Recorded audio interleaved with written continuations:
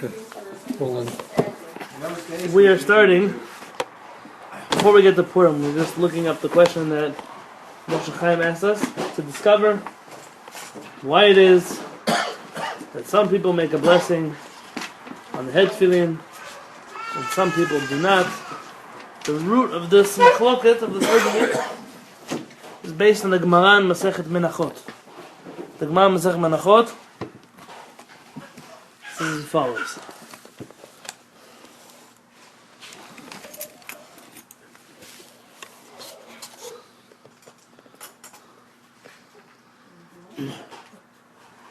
It says, Amar Rav Chisda, Rav Chisda says,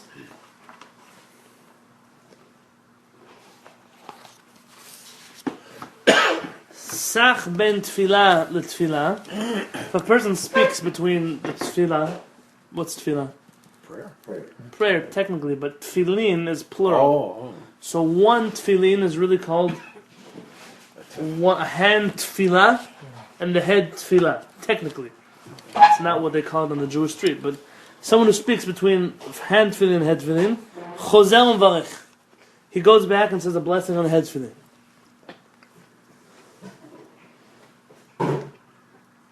Sach in, lo sach lo. If he speaks, he makes a bracha. If he doesn't speak, he doesn't make a bracha.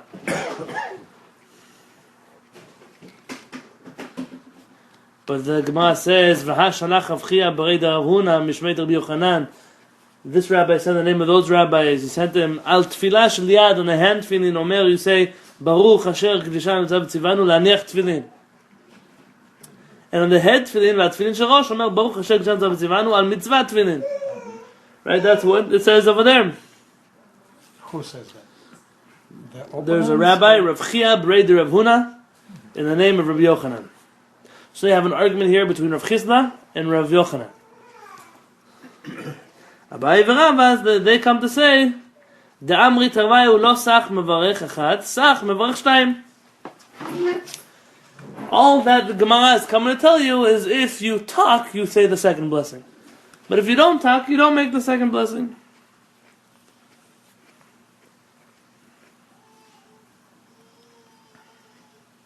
Tana, the Gemara comes to tell you, Sach ben tefillah tefillah, somebody who speaks between the hand and the head tefillin, Avera hi biyado. It's an Avera. It's an Avera to talk between the hand tefillin and the head tefillin. V'chozer alei merchei milchaman. When the person goes to war, remember it says that somebody who's worried about an Avera that he did, so he is not allowed to go to war because he won't be successful in war. There's somebody who talks between the hand and head tefillin, he's not able to go to war. He comes back from war because of that Avera. I mean, do they mean literal war or just other things? Well, here it means literal war. I'm sure in the writings of Kabbalah. So that's why Yaakov was afraid to meet with his brother. Well, there was a lot of... Every Avera could hold the person back from being successful in war. But it tells you about the Jewish soldiers at the time where they were particular not even to make a noise between hand and head. They were very holy people.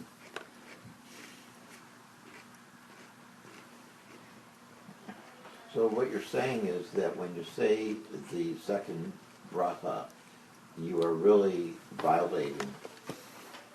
You're speaking you're saying something that you shouldn't be saying because you're talking, basically, in between. No, it's not clear from where. You're not saying that, are you? I wasn't going that far. It seems like a corrective. Right? I'm not saying that one who makes a blessing is guilty of talking between hands. That's not what I'm saying. Okay. But the thing is, the Gemara here says you make one blessing on the hand tefillin and the head tefillin. Okay. But it says, but over there it says there's a blessing for the hand and a blessing for the head. It says, that's only when you talk in between. Now, obviously, the Gemara said what it said, but you have to understand how do the poskim understand what the Gemara says. The Gemara has all kinds of little numbers and letters and things. Let me follow it through the halachic process, and I'm going to share it with you as we go along. If I recall, I have two Rambams. Raul, you see those books over there? Behind the candlesticks, there's two brown, light brown books with a yellow notebook on top. You can leave the yellow notebook, but bring in the two books. Thank you. What did the Ramah say? Well, we didn't leave it. Right now we're in the Talmud. We're going to get there as soon as we can. 4 or 5 centuries more.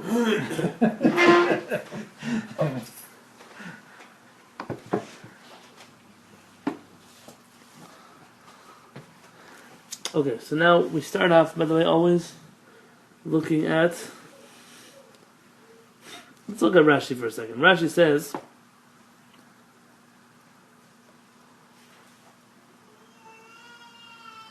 Rashi says that the time you make the second blessing is when you talk between them. But if without talking, you don't make the second blessing.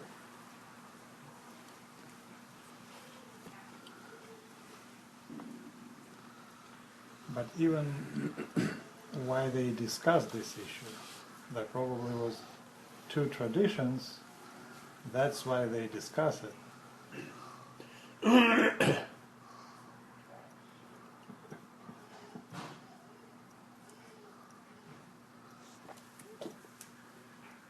It's part of the discussion of the how do you make a bracha on tefillin. We don't find the Gemara comes to the conclusion there are no conflicting opinions. There's only one opinion. So here where the Ashkenazi custom starts from. Rashi says clearly like the Sfaradim, you make one blessing. Tosfot though brings down Rabbeinu Tam. Rabbeinu Tam explained the sentence differently. If you talk, you make two blessings. Rabbeinu Tam explains it like this. Rabbeinu Tam piresh lo sach mevorach achat. L'shel rosh mevorach mitzvat tefillin. This is when it says you make one blessing if you don't talk, that means one blessing for each tefillin. Sach mevorach bet l'shel rosh lehaniach ve'al mitzvat. But if you talk, then on the head tefillin you say lehaniach and al mitzvat tefillin. You say both on the head tefillin? Yeah. After you say... Listen to how we head. read the Gemara as follows. If you don't talk, you make one blessing on the hand and the head. And if you talk, you make two blessings. Rashi says, that means you put on laniach tefillin, hand tefillin, and then you just put on the head tefillin without a blessing. And if you talk between the two, then you make lahaniach on the hand and al mitzvat on the head. Rabbeinu Tam says, no, that's not how you read the Gemara. If you don't talk, you make one blessing on the hand, one blessing on the head. Okay. And if you do talk, you make two blessings on the head tefillin. One for the hand tefillin and one for the head tefillin. But if you already said the hand tefillin before you... But you spoke, so now you lost that blessing. So you repeat it. You would repeat it. That's what Rabbeinu Tam is saying. I don't know many Just to circumstances. contradict Rashi, like always. I don't know too Rabbeinu many Tam, that's examples his where job. someone repeats a bracha over again. Right. That's not too many. But this examples seems to be Rabbeinu Tam's opinion. Now let's follow this. Now we have Rashi, Rabbeinu Tam. Let's follow it through the halachic process. But I don't think my Gemara here. I wish I owned the real I can't show. set. How do we get to tefillin on the corn? Oh, so we asked the question about it. I don't have. I'll tell you, I'm guilty as learning charged. a lot. I haven't ever afforded myself a big shas. So when I'm in the shul, I have two big shasses. Here I have these little ones. I don't have all the commentaries in the back, but I should have. But I can definitely go at least in the poskim. So let's start with the Rambam. The Rambam, see, every time the Gemara says something, and it's codified into halakha, there's a little bold letter, and it tells you where to look it up in the Rambam, and where to look it up in the Shulchan Aruch. So here, we're looking up the Rambam, the laws of Tefillin.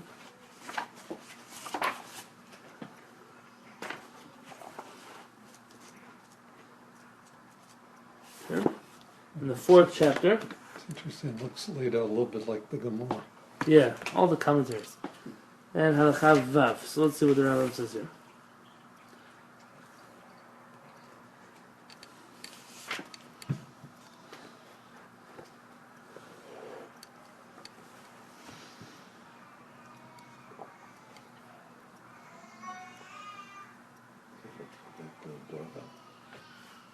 I don't think so. No, it's my baby.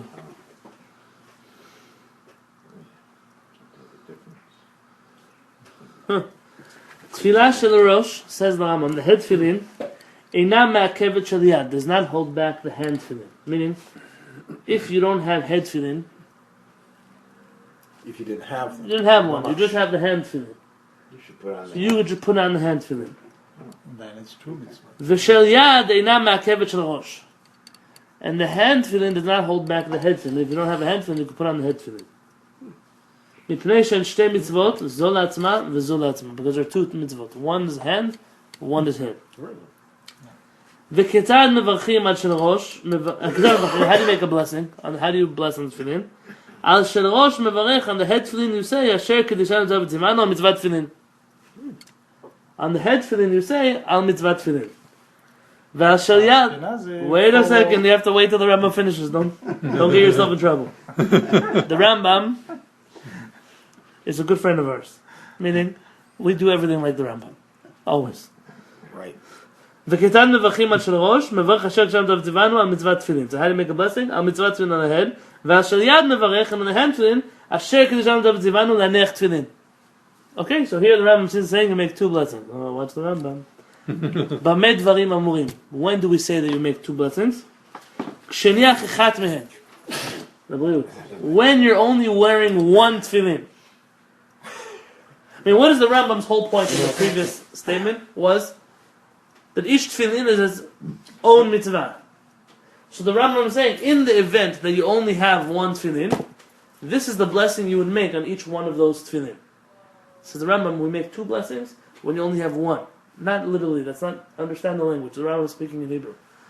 The only time they're a separate blessing for the hand and the head is if you're putting them on separately. Either the head or the hand.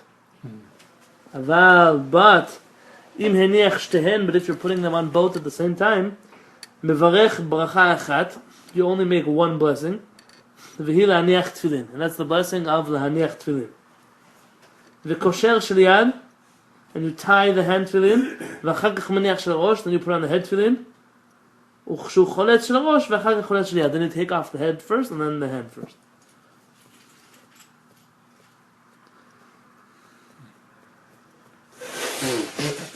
Now, what if a person makes an interruption? Misha berach le'aniach tefillin. Someone who put on le'aniach tefillin, v'kashar tefillin, he ties his tefillin. Shel yad asur lo lesaper. He cannot answer, say anything. V'afilu lehashiv shalom lerabo. Not even to say shalom to his Rabbi. Ad she'aniach shel rosh, until he puts on the head tefillin. V'im sach, and if he speaks, harei zo avera. It's an avera. V'tzarich levarech bracha shniya, and he has to make a second blessing al mitzvat tefillin. V'achar kach maniach shel rosh, and then he puts on the head tefillin.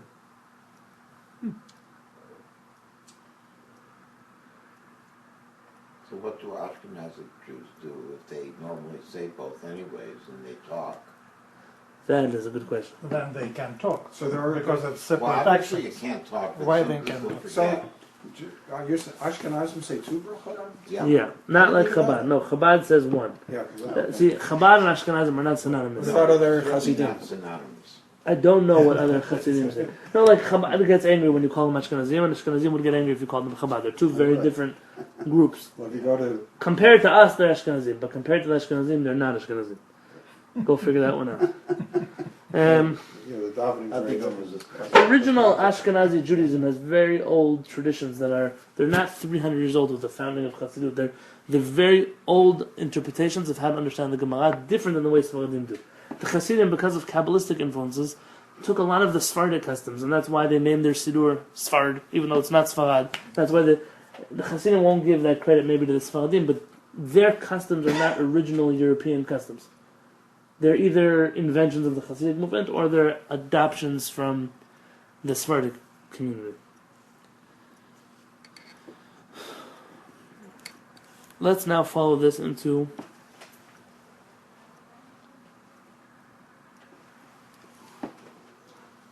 the Shulchan Aruch.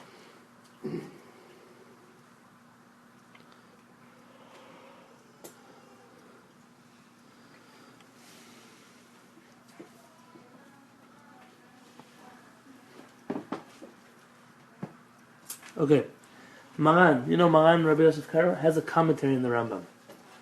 Maran's commentary is called, anyone know? You have the Bet Yosef, which is the commentary in the Torah. You have the Shulchan Aruch, which is his own book. You have the Afkat Rochel, which is his questions and answers. And Maran has one more book called the Kesef Mishnah. Or the Kesef Mishneh, depends how you would do it. The Kesef Mishneh is a commentary on the Mishnah Torah from Rabbi Yosef Karo. Very often, this is where he begins his unrooting of halachot that he'll later quote in the Shulchan Aruch. Before Maran, Rambam has a book of mitzvot, right? When Yes. he counts all mitzvot. Right. It seems now the In argument. this book, It's 2 mitzvot or what? It seems the argument here is not necessarily is it 1 mitzvah or is it 2, but when you do 2 mitzvot together, we're going to see. Let's wait till we get to Shulchan Aruch. Right now, just in the theoretics here, we're talking. There are 2 mitzvot. So far, that's the opinion that we've seen. 2 mitzvot, but with 1 blessing. Let's see here. The KSH Mishnah, he says the following. Remember, the KSH Mishnah has a formula. Maran is a formula. How does he decide halakha? He has 3 rabbis that he consults with. Who are they? Rambam, Rosh, And the Rama. and the Rama? No. Oh, no. The you Rif. can let Very it- nice. The Rif. Maran here writes that we make 1 blessing on Tefillin unless you speak, in which you make 1 blessing on the hand and 1 blessing on the head. Says Maran. That's what Rashi says. He says, "V'chein dat harif." This is the opinion of the Rif. V'zeh dat Rabbeinu, and this is the opinion of Rabbeinu, the Rambam. When Maran says Rabbeinu, he's referring to the Rambam. So now you have obviously 2 against. We don't know what the Rosh says yet, but we have 2 against 1, which would mean that what would Maran inevitably say the halakha is? Did you make 1 blessing or 2 blessings? 1. 1. So we already know that's what Maran's going to say. But let's go look at Maran now. Maran in the Shulchan Aruch. This is what we do. And not in normal yeshivas. In normal yeshivas, you just learn Gemara all day long. But in like by Rav Peretz and by Halachai yeshivot, all day long you start with 1 topic and you take it from this book to this book to this book to the next book, the next book to the next book, and then everyone writes their notes on what happens, and you compare them. You come to the class. The rabbi says this way to think is right, this way to think is wrong, and then the next day another halakha, another halakha, another halakha. And that's how you learn halachot. And you get like a very broad picture of halakha, as opposed to this book says do this and don't do that, do this and then it's a different style of learning. Let's find Shulchan Aruch. Not too many people learn this way. Right, but this is the originally this is the way the Ashkenazim learn too. You know how I know? Who are the real Ashkenazim? Who are they? Time? No, by the way, Lithuania. They say like you're either Hasidish or you're Litvish. You're Lithuanian. Lithuania, my wife always jokes. They say that you know what the Lithuanian flag is? It's a horse rearing back on its back legs. So they say, you know why the horse is on its back legs? There's no place for them. Yeah, because if it would put it down, it would already be in a different country. Lithuania is not a big place. Right. All the other Jews in Europe were not Lithuanian. For some reason, like they said, Chafetz Chaim was a Litvish rabbi. He was a Polish rabbi, not a Litvish rabbi. So I don't know where this term Litvish became a collective term for people who are non-Hasidic. I don't know how. I don't know where, but Well, there were 3 countries there: Latvia, Estonia, Lithuania. right, but you had Poland, you had All tiny Russia, little you had Hungary, you had. countries, next to each other. So who are the real Ashkenazi Jews? Or Who are the real Sephardic Jews? Let's start with that. where they The ones from Khazars Spain. No. Without this. Who are the real Sephardic Jews? From Spain. From Spain. Spain. Portugal. Nothing gets Moroccans or Spanish Jews or Portuguese Jews riled up more than when Rabbi Ovadia Yosef would say, Sephardic custom is like this. But he was speaking for Iraqi Jewry. The biggest galut, the biggest group of Sfaradim outside of Israel were the Moroccans. The Moroccans all being Spanish. It's a continuation of Spanish Jewry. And no other galut. You had 500,000 Jews come out of Morocco, and 40,000, 50,000 come out of Iraq. And so the fact that all the Sephardic chief rabbis for the last 40 years, with the exception of 1, have been Iraqi, doesn't mean that all the Jews, the majority of Sephardic Jews, Are still around. were from Spanish Moroccan descent. If you add to that Algeria, Tunisia, Spain, you already outnumber the rest of the Sephardim. So when you say original Sephardic, it's not the eastern Sephardim of Iraq and Iran and Libya and those. It's interesting how they got there. And the Jews of Egypt and Syria. And I'm not talking about those Jews. The original Sephardim. So who are the original Ashkenazim? German. The Germans. The Germans. The German Jews don't use Art Scroll Siddur. Do you know that? Because Art Scroll is like a Polish Galicianer version of the original. I once saw an Ashkenazi Siddur from the German Jews. Very similar to the Sephardic Siddur. Not at all similar. But what I mean by similar is certain things that exist in Nusach Ashkenaz that don't exist by the Sephardim, they don't have either, the Germans. Certain things that Sephardim have, the Ashkenazim don't have, the Germans also have. It's a very interesting, but it's very It's a German siddur. You read it, you feel like it's a German siddur. But the original Ashkenazim, for example, the Germans, at the age of bar mitzvah, a boy wears a talit, like the Sfaradim. So you see the original Ashkenazi custom is to wear a talit. And when the Ramah says, but our custom is not to wear a talit, the Ramah sitting in Poland, we consider him to be the leader of Ashkenazi Jewry, but technically Ashkenazi Jewry has a much older precedent than Poland. So if you look at the way the German Jews traditionally learn Torah, they learn the same way the Sfaradim learn. They learn from the Gemara, obviously from the Tanakh first, the Tanakh, the Mishnah, to the Gemara, to the Rambam, Shulchan Aruch, to the whole process of Halakha. And only later when the Pilpul movement came out, and the Lithuanians started bringing out this, thumb-twisting Gemara learning. And the Rabbi used to say, this should only be done when you're scooping an ice cream. When you learn, you shouldn't use your thumb. It should be straight, right? Nothing crooked. And you should know when the Lithuanians came up with this method of pilpul, of back and forth logic and arguments and debate, one of the rabbis in the time wrote "Shenichrav lo dalar amotav shel HaKadosh Baruch Hu ba'olamo," that they have destroyed the last 4 cubits that Hashem has left in the world. They've destroyed it. When they were printing the Vilna Shas, this Shas, the question was which commentary should be on the page. It just used to be the Gemara, so which commentary should be added? Everyone agreed on Rashi. Rashi is an obvious commentary to have. The question was, who do you put here? Tosfot is a pilpul style learning. It's not commentary. It's very analytical, very back and forth. It's not a running commentary in the Talmud. This was chosen to the dismay of many of the European rabbis. There were some European rabbis who said that the moment you put this on the page, it ruins the page of the Talmud.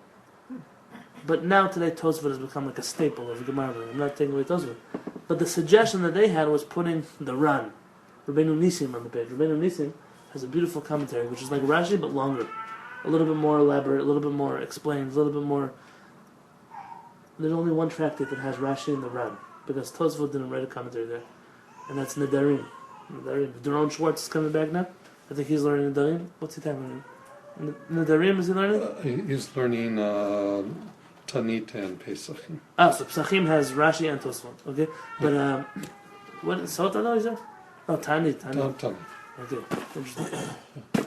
Without getting sidetracked, let's find the Shulchan Aruch. Shulchan Aruch tells us the following.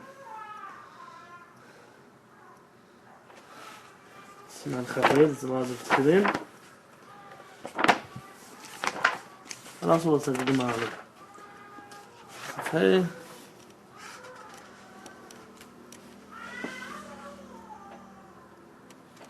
Tet. Okay.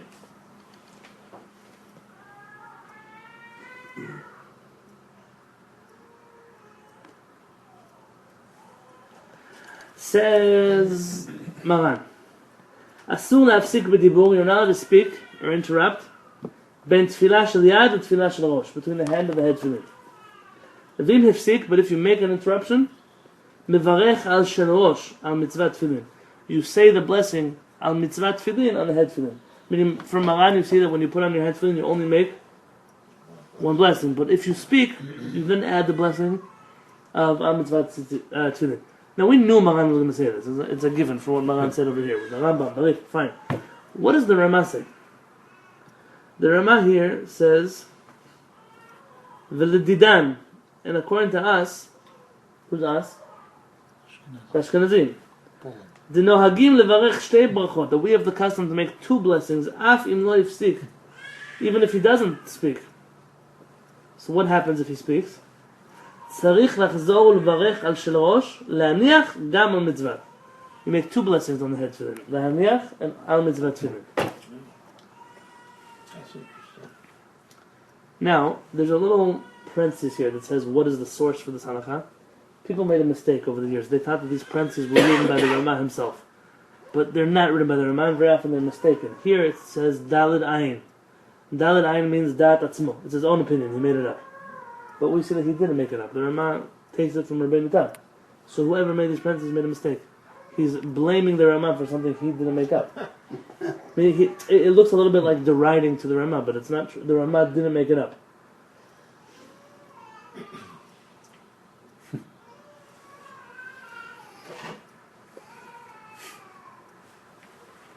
But it doesn't make sense. If it's 2 mitzvot and you make 2 brachot, you can speak in the middle, why not?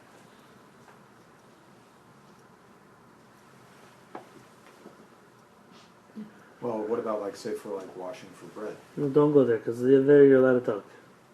You are allowed to talk after Yeah. washing your hands? Technically. If it's connected I've to had so the many years of bread. Yeah. Tell me what the difference between new and saying something. What's the I difference? know. Well, still you're not vocalizing words, you're just making noises. Who decided that new is not a word? New is a word in English. New? New. New's a word. So how can we But say you new? can't If say you also say new. You malach, go, you need salt. Like that? you go, yeah. Or if you're musical, Yeah. Da, da, da, da, da.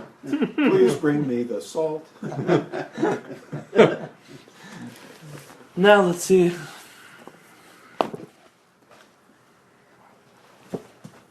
so we have it on your authority that we can talk before saying, On the Shulchan Aruch authority we have. more than what? I'm looking Before. for the Ramah. Not the Ramah for the Mishnah Berurah, but I don't see it there. 1, 2, 3, Good 4, eyesight 5. if you think you can. Raoul, can you do me a favor, please? The middle bookcase. Yeah. There are red books in the second shelf. The first of the red books. I'll help you out. There's like 10 different kinds of red books there. The middle bookcase, second shelf down, right there. The first one to the right. To the right, yeah, there you This one? go.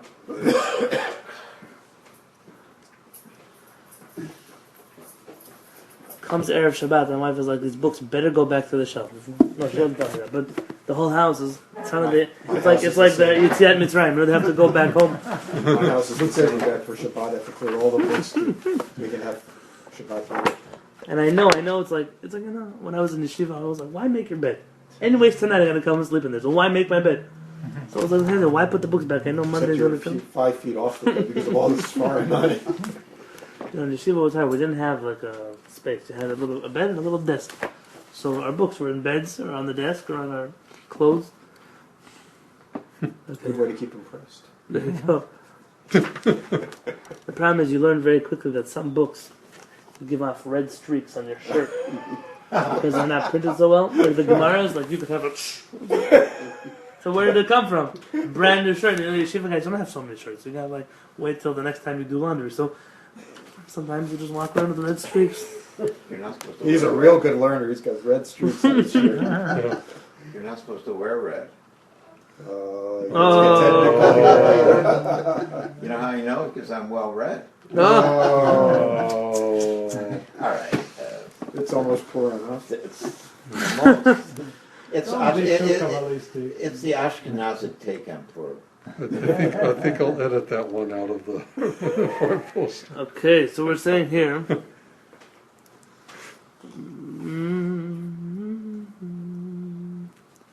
Let's see what's going on here. Shulchan Aruch is a different print than I'm used to.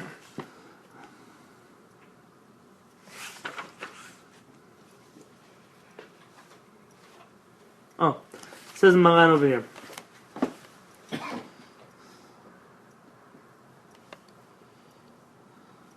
יניח של יד תחילה, you first put your hand tefillin, ויברך להניח תפילין. ואחר כך יניח של ראש, then you put on the head תפילין, ולא יברך כי אם ברכה אחת לשתיהן. You only make one blessing from both תפילין.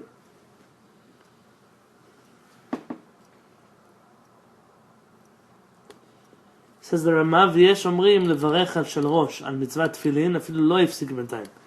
He quotes the Rosh. Oh, see, the Rosh is the one who says you make a al mitzvah tefillin on the head tefillin regardless of whether you speak or not. וכן פשט המנהג בבני אשכנז, and that's the custom in Ashkenaz, שמברכים שתי ברכות. That we make two blessings. וטוב לומר תמיד אחר ברכה השנייה. You should say after the second blessing, ברוך שם כבוד מלכותו לעולם ועד. To cancel out that blessing. Who says that? The Ramah. And he brings it down in the name of the Mahari ben Chaviv. Not such an Ashkenazi rabbi, but he brings it down in his name. And the Egor. So we'll see here. What does he say here? Mm-hmm.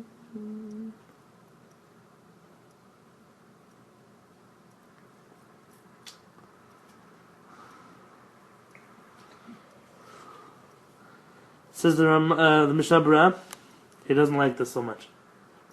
He says, we, B'nai Ashkenaz, we lehalacha hold like Rabbi Yonatan. We know for sure you have to make 2 blessings. Says, so we only do it lirvacha lamilta, because it can't hurt.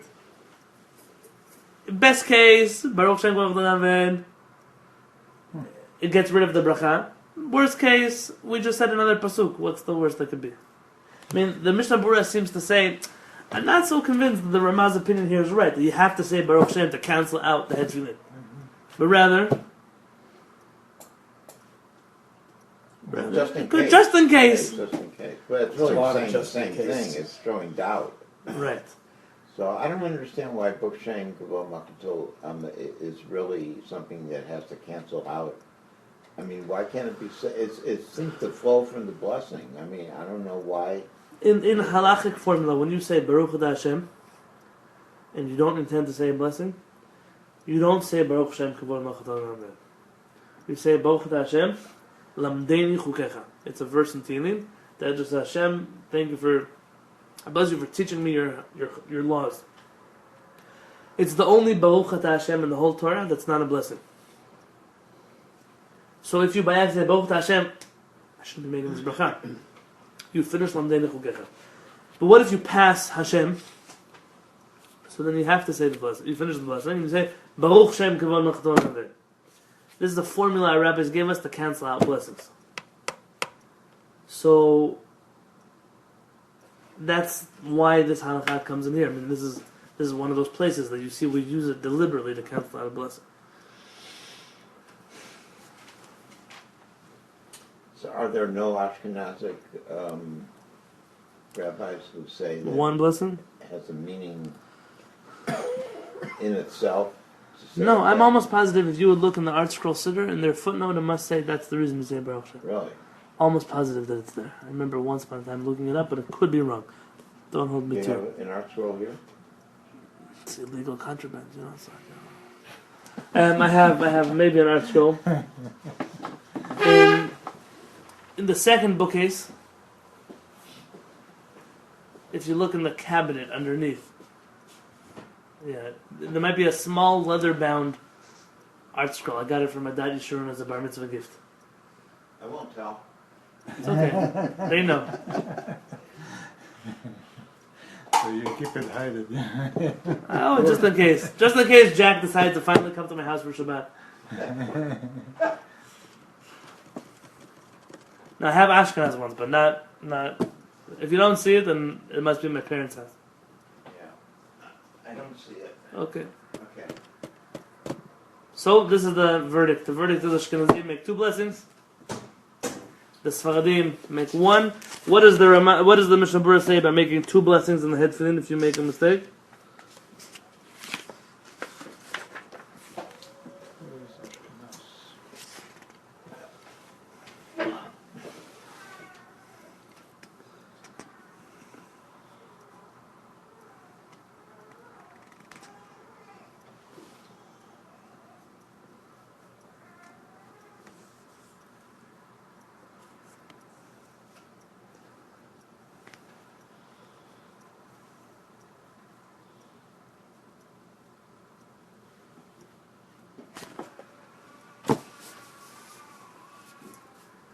You want to complicate it further?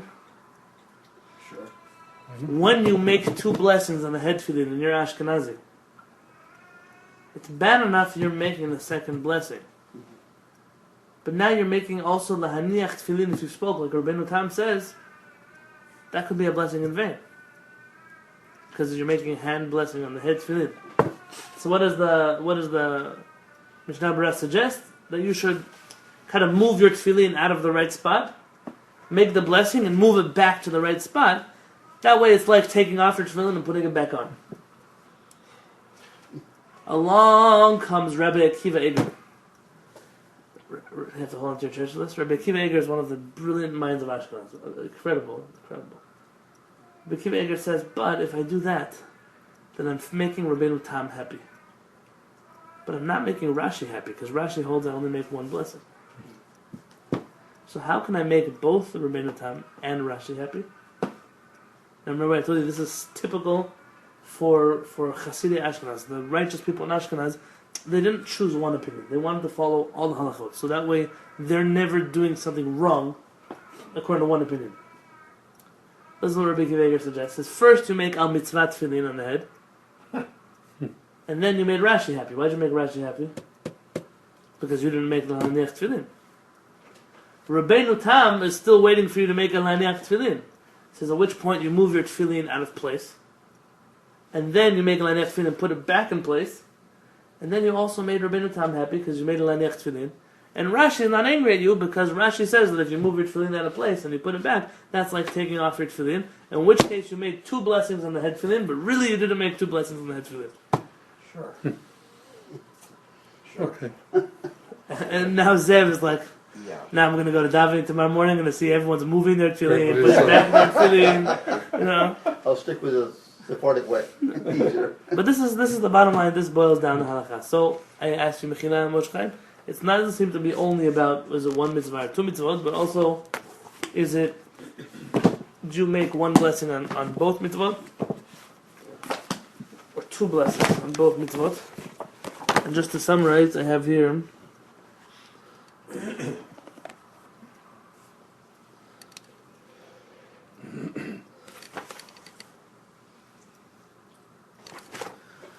It seems like Maran's logic is as follows.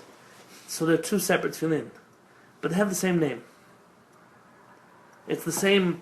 It's like 2 halves of 1 mitzvah. So why would I make 2 separate mitzvot on it? I'm drawing this comparison, not Maran. It's not an accurate comparison. You could punch holes in this comparison. It's kind of like on Sukkot. You have a lulav and a etrog and hadassim, but you make 1 blessing on the lulav, but for all of them. Because you're doing 1 mitzvah that's part of the same mitzvah, even though each one of those is a separate mitzvah. The hadas, the lulav, the etrog, the hamava. You make 1 blessing on that. So tefillin, it's 2 separate mitzvot when you count 613. But when you do it in action, you're always doing 1. The only time practically you would consider them separate mitzvot is that person doesn't have hands, arms. This happens. The person doesn't wear hand tefillin, but they wear head tefillin. They don't lose the mitzvah of tefillin because of that. Or if a person they lost their head tefillin. That's when you would start to get into this situation. We Sfaradim then agree with Ashkenazim that you can make 2 blessings, not really 2 blessings, but there's a separate blessing for the hand and the head tefillin. It's possible if you're left-handed, for example, and you're traveling, and you can't Find the tefillin right at home, tefillin. and you can't find the right, because it's happened to me. I had to borrow a set Well, once when I went to New You York. could use a righty tefillin, kind of like upside down. I can't how to figure that out. But You'd have to tie it I've seen it done before. Yeah. So if the tefillin gets loose during the shacharit and you take it off to put it back on, I never see anybody say anything more. You can just do it, or are you supposed to say? You're opening up another can of worms.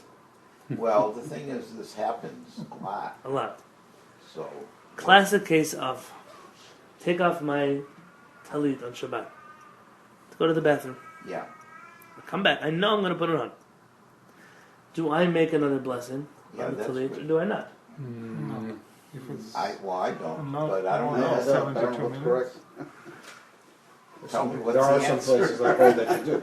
Every time you take your tongue This off. happens to me every single Shabbat. Well, you're human. Right. Maran says you make another blessing. Oh, every time I take it off. The other poskim say don't make another blessing. Let me explain to you the argument.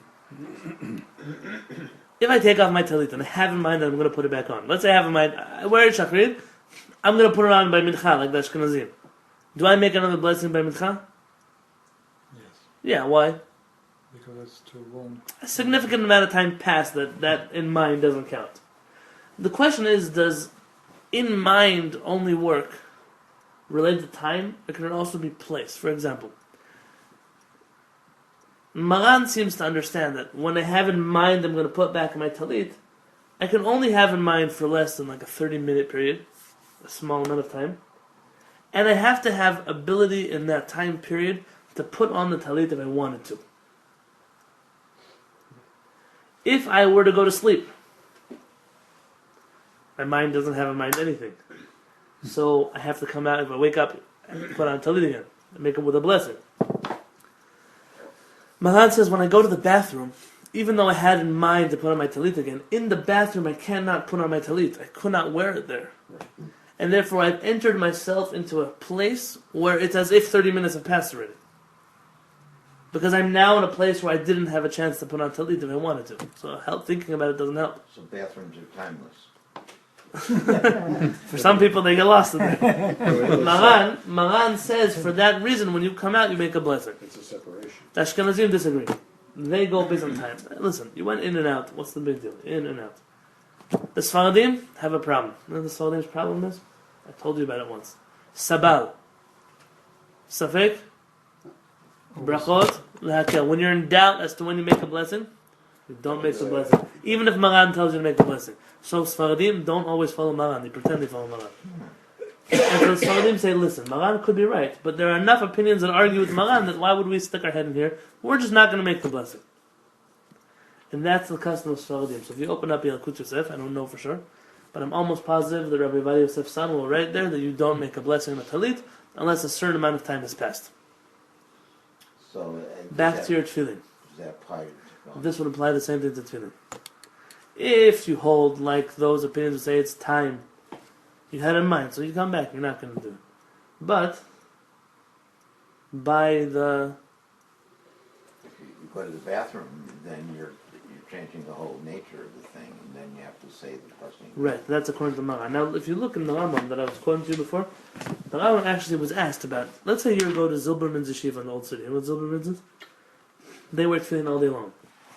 They're always taking on and off their tefillin. They wear it the whole day. There's a lot of times they go to the grocery store. They're going to see the cashier. They take off their tefillin before they go inside. So What's the? Why would they take it off for a cashier? Why? Well, why? the halakha is that tefillin is part of Jewish clothing. You have to wear tefillin all day long until sunset. But because of the Roman persecution, that we weren't allowed to wear tefillin, so we stopped. We only wear it during shacharit. But those were little. Sure, they weren't as big. It's obvious, by the way, that then they weren't wearing these huge tefillin that some people wear today. It's not possible to wear such tefillin all day long. If you've ever seen tefillin that they wore, I've seen some old pairs from Ashkenaz that look like this. Real miniature, Like this. Yeah, my bar mitzvah Yeah. tefillin looked I like that. have one. Now some of them are small and they weren't kosher. Right. You know, like it's just like, oh, we're gonna skimp out on leather. Big in my bar mitzvah. Today they have experts. How Peretz wears all day these tefillin, small tefillin. They're hidden. You can't even see them. When he wears his hat down, it covers the tefillin. Here he's the nighttime, so he's not wearing the tefillin there. But only recently, Rav Peretz for years wanted to wear small tefillin, but he couldn't find a sofer that he trusted to write the tefillin for him. It's very small. So what he did was in the old city, someone connected him to this yeshiva, Rabbi Zilberman, and they personally took time to write Rav Peretz's own pair of tefillin, tiny handwriting, but like according to all the opinions, it's kosher, and that's what he wears. It's a few years old, maybe 5 years ago. Rav Peretz started to do it. How thick are the straps? Right, they're like thin. So look, they're small. Yeah. So You can't play that. Rambam says here, tefillin kol zman she'manichan mevarech aleim. Every time you take off your tefillin, you bless on them again when you put them back on. Choletz velovesh v'afilu choletz velovesh kama pamim biyom. Even if you take them on and off a few times a day. V'chol mitzvot kulam mevarech aleim. Okay, fine. So here now the question is, so what does it mean? Every time you take them on and off, how long has to pass? So again, you would have to look at Shulchan Aruch and Chafei. And Maran would tell us.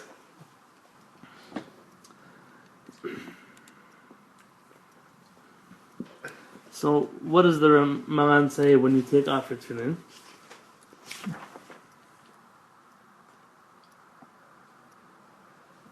Hallelujah.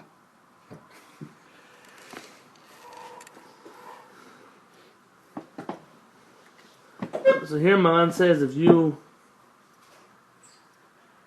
even move your tefillin off of the right place, and you know you're going to put it back to the right place, you have to make a blessing again. And the Rama says, no, you don't. Interesting then for the Mishnah Berurah, so how does Rabbi Akiva Eger tell you to move it and put it back when you know you're going to move it and put it back? He must be following Maran, not the Ramah, in which case he's in trouble, but I'm not going to break our heads right now for this. So what's important to note from this whole story is that not every minhag is a minhag. See, it would be a mistake to call Ashkenazi custom here a custom. It's not a custom. It wasn't like, they just have this. It's an old opinion based on one way to read the same text. There are two ways to read the text, the Ashkenazim and the Sfaradim. Neither of those are minhagim. Those are halachot that we argue at the root of it. What is the right halakha? And so when you call that a minhag, you do disservice to the Ashkenazim or to the Sfaradim by referring to it. It's not a custom. This is a halakha. And this seems to be what the Mishnah Berurah is trying to say. We're not saying Baruch Shem because we think we're wrong. If we thought we were wrong, we wouldn't do it. We're saying Baruch Shem just out of respect or out of, just it's a good thing to be safe. But sometimes, when you look up minhagim, you say, oh, it's a really old minhag. And you look it up and it's 300 years old. That's not a really old minhag. It's 300 years. 300 years for a country, let's say, like the United States. That's a long time. When they find here history from 200 years ago, it goes into a museum. In Israel, I remember there were places they used them as roadblocks. They're olive presses from the destruction of the Second Temple. They're not in museums. They have attached cables to them, and the police use them to block the road. Because 2,000 years is not significant in Israeli history. They have things 900 years old. 900 years, okay. Give it to your kids to play with. 900 years. The history in Israel, you found something from biblical times, you found something from there. That's history. So it's relative to where you come from.